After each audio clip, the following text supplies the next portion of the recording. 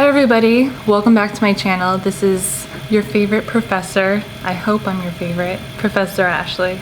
Okay, so in this video, I want to talk about why I chose to get an MHA. Okay, so it's story time, guys. Story time.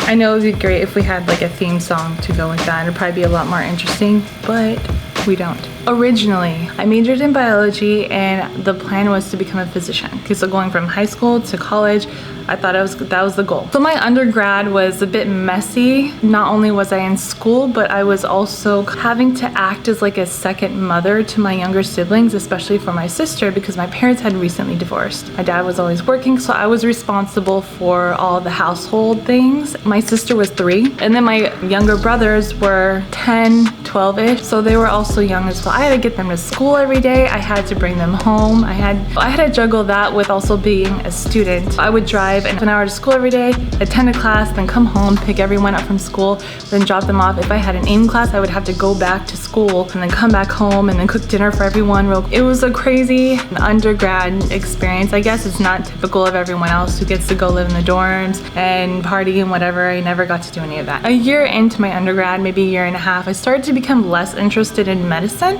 I was a bit more interested in genetics.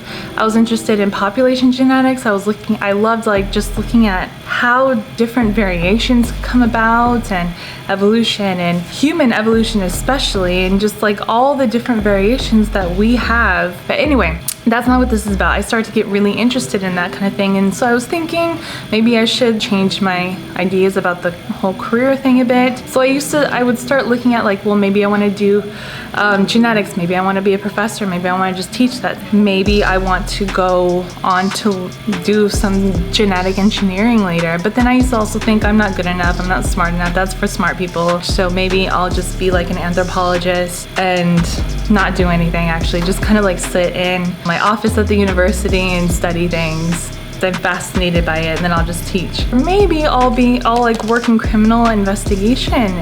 But then what happened was a little bit further on in my undergraduate career. Well, another thing is that my dad was an entrepreneur. My dad was a business owner. He had a route business that was actually really successful when I was younger. We would always go to franchise expos just to see what's out there. We used to always go to like the Las Vegas Trade Convention to see if there were new products that my dad wanted to sell. I grew up around that kind of mindset. I was also, interested in business and things like that, but then would feel like guilty, like, because I'm not supposed to do that. I'm supposed to like stay in like the medical side of everything. So I was very confused as an undergrad.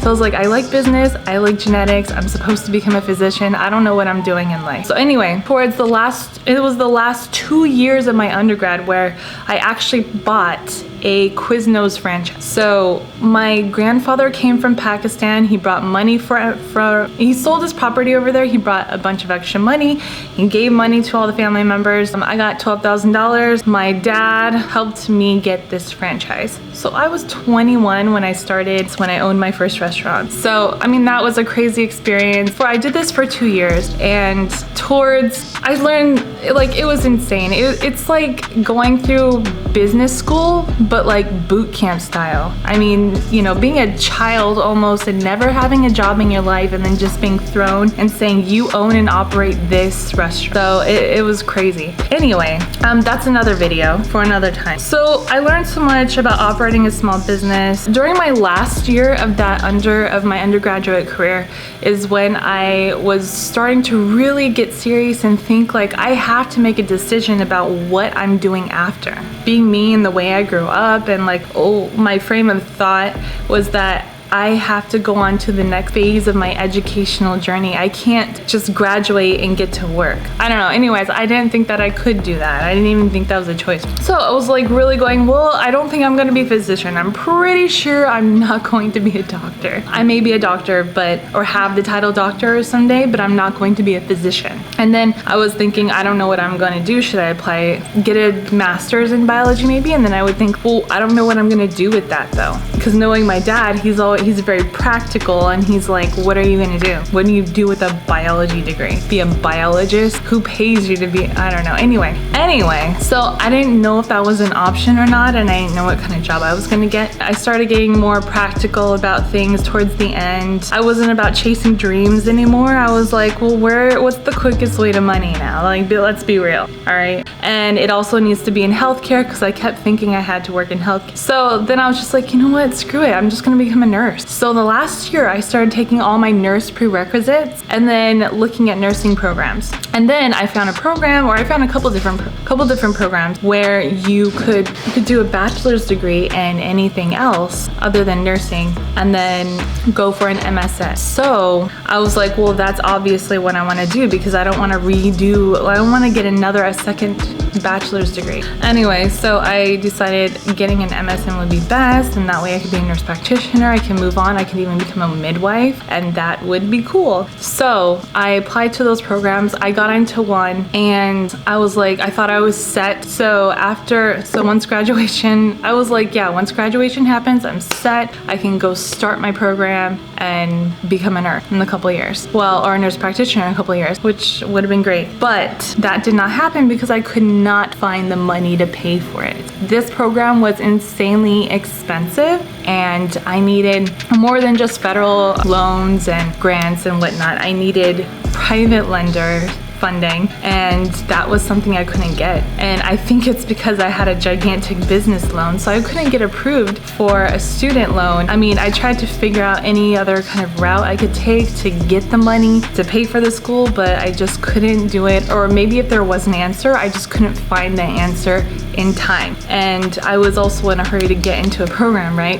To get something going. Then I was looking at other programs that I can get into in healthcare, and an MHA came up. And then I started to explore what that meant. What is a healthcare administrator? What do they do? What type of jobs? What type of money am I looking at? And then I kind of got the general idea, and I was basically, it's the business of health. And then I just sort of felt like, you know what, I'm already doing business. I already have a business, study biology, I love healthcare, I want to work in healthcare. This may actually be where I'm supposed to be. So I got that school that accepted me for their MSN program, and then I got them to accept me into the MHA program. That was different. Anyway, so I got them to allow me to switch programs. I got into the MHA instead of the MSN, and that was a much more affordable program for me. It also took less time to complete. So in about a year and a half, I was done and ready to go.